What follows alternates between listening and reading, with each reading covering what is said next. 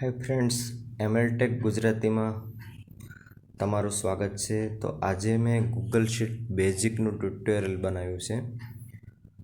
તો આપણે Google sheet basic એટલે કે ગૂગલ શીટ કેવી રીતે ક્રિએટ કરી શકાય એના વિશે હું તમને ખ્યાલ આપીશ, અને ગૂગલ શીટનો એક્સેલ શીટની જેમ કેવી રીતે ઉપયોગ કરી શકાય એની વિશે હું ડિટેલમાં સમજાવવાનો પ્રયત્ન કરીશ.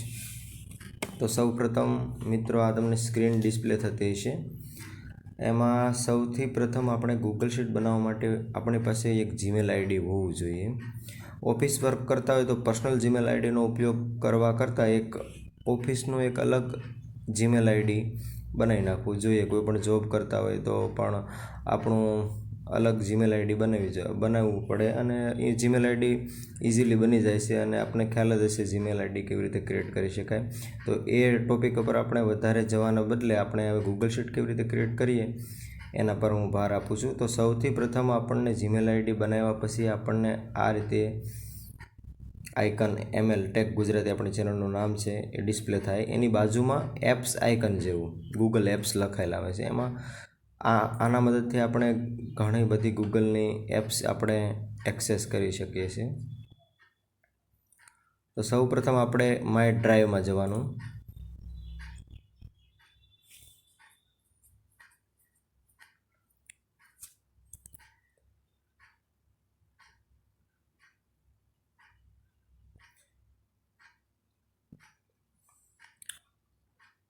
માય ડ્રાઈવમાં જઈએ એટલે મિત્રો આપણને આવી રીતે આઇકન ઓપન થાય છે. આમાં રિસેન્ટમાં આપણે જે પણ કંઈ શીટ બનાવી હોય એ પણ ડિસ્પ્લે થઈ જાય છે. અને આપણે આજે નવી શીટ બનાવીએ છીએ ગૂગલ શીટ કેવી રીતે ક્રિએટ કરી શકાય, તો પ્લસ બટન પર અહીંયા ન્યૂ પ્લસ બટન પર જવાનું. અહીંયા પ્લસનું આઇકન ડિસ્પ્લે થાય છે, ત્યાં ન્યૂ પર ક્લિક કરીને આગળ ચાલીએ. તો જુઓ, અહીંયાથી ન્યૂ ફોલ્ડર બનાવી શકાય છે. New Google sheet blank spreadsheet અહીંથી લઈ શકાય છે. સ્લાઇડ બનાવી શકાય છે. ગૂગલ ફોર્મ ક્રિએટ કરી શકાય છે. ફાઇલ અપલોડ કરી શકાય છે. ફોલ્ડર અપલોડ કરી શકાય છે. તો બધું જ મિત્રો આ પ્લસ બટન પરથી આપણે કરી શકાય છે. તો આપણે આજે એક ન્યૂ ફોલ્ડર જ બનાવી લઈએ. એનું નામ આપી દઈએ જીએસ બેઝિક.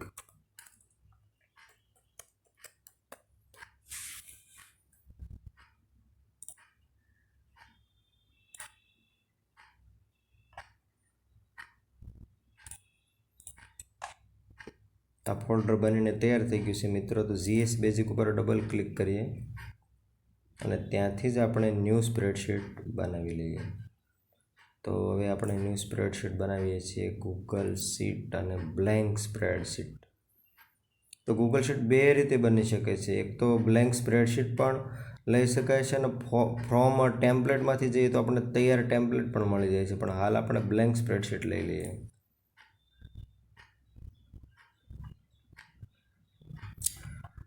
જો મિત્રો, બ્લેન્ક સ્પ્રેડશીટ ઉપર ક્લિક કરતાં જ એક્સેલ ટાઈપનો વ્યૂ આપણને ઓપન થઈ ગયો છે. આ બધા અલગ અલગ મેનુ બાર છે. અહીંથી મેનુ હાઇડ શો એ કરી શકાય છે. સ્ક્રીન મોટી કરવી હોય તો હાઇડ કરી દેવાના. બાય ડિફોલ્ટ એટલા મેનુ આપણને ડિસ્પ્લે થશે. તો હવે આપણે અનટાઇટલ સ્પ્રેડશીટ જુઓ. આ એક્સેલ કરતાં મિત્રો અલગ છે. એક્સેલમાં આપણે નામ લખીને સેવ કરવાનું હોય છે, ને એ બધી મગજમારીમાં પડવા કરતાં સીધું જ અહીંયા કંટ્રોલ એસને તો ભૂલી જ જવાનું, સેવ કરવાનું આવતું જ નથી. સીધું જ અહીંયા નામ લખી દેવાનું હોય છે. આપણે જે શીટનું નામ રાખવું હોય તો આપણે નાખી દઈએ. આજે પીએફ ડેટાની બેઝિક શીટ ક્રિએટ કરવા તરફ આપણે જઈએ છીએ, તો આપણે પીએફ ડેટા એવું નામ રાખશું. હવે મિત્રો, આપણે દરેક મેનુનો હું તમને ઉપયોગ શીખવાડીશ. તો સૌથી પ્રથમ આપણે ડેટા એન્ટ્રી કરીએ. પહેલાં પીએફ નંબર લઈ લઈશું, એમ્પ્લોય નેમ લઈ લઈશું,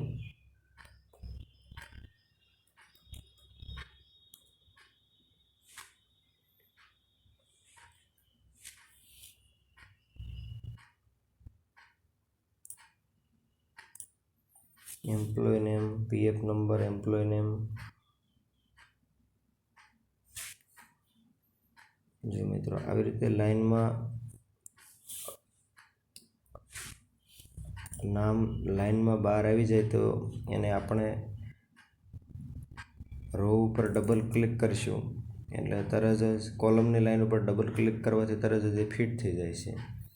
અને બીજો ઓપ્શન એ આવે છે કે વ્રેપ ટેક્સ્ટ કરવાનું. અહીંયાથી આપણે આ મેનુનો ઉપયોગ શીખીશું. જો મિત્રો અહીંયાથી બધા જ અલાઇનમેન્ટ આપણે સેટ કરી શકીશું. આ અલાઇનમેન્ટ માટે છે. તમારે ટેક્સ્ટને મિડલમાં રાખવું છે, લેફ્ટમાં રાખવું છે, રાઇટમાં રાખવું છે, એના માટે અલાઇનમેન્ટ સેટ કરી શકાય છે. પછી આ વચ્ચેનું મિડલનું જે છે એમાંથી આપણે ફોન્ટને ઉપર નીચે મિડલ સેલમાં જ્યાં પણ મૂકવા હોય તે અહીંયાથી થઈ શકે છે. તો આપણે અત્યારે આમાં વ્રેપ ટેક્સ્ટનો ઉપયોગ કરવાનો, વ્રેપ ટેક્સ્ટનો ઉપયોગ થશે. તો વ્રેપ ટેક્સ્ટ અહીંયા છે, આ વ્રેપ ટેક્સ્ટ મિત્રો. તો આ વ્રેપ થઈ ગયું, ફિટ થઈ ગયું.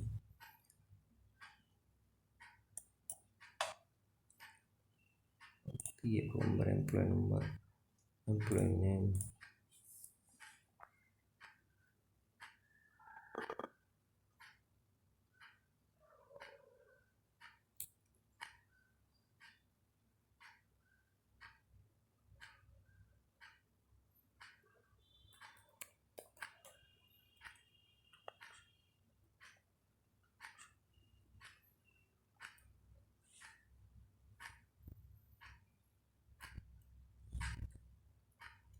PF deduction,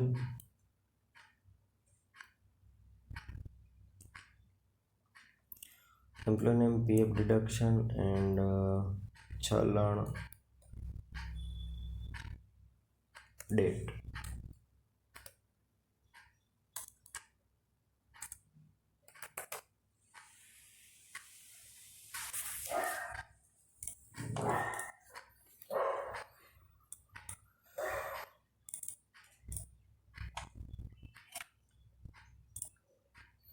એક મિત્રો અહીંયા આપણે રાઈટ ક્લિક કરીને એક રો એડ કરી દઈએ. જો આપણે વચ્ચે કોઈ પણ રો એડ કરી હોય, માનો કે એમ્પ્લોય નેમ અને PF ડિડક્શન બંનેની વચ્ચે મારે એક રો ઇન્સર્ટ કરવી છે, 2 રો ઇન્સર્ટ કરવી છે. તો એને આપણે કરી દઈએ ઇન્સર્ટ કોલમ લેફ્ટ.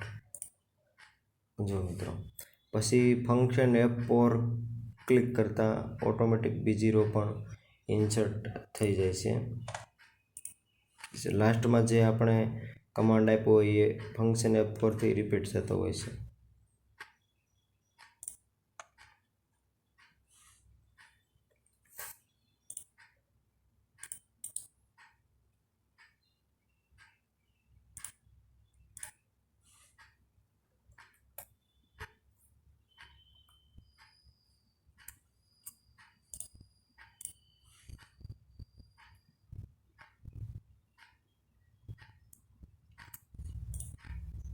તો આપણે મિત્રો લઈ લઈએ ઓફિસ નેમ.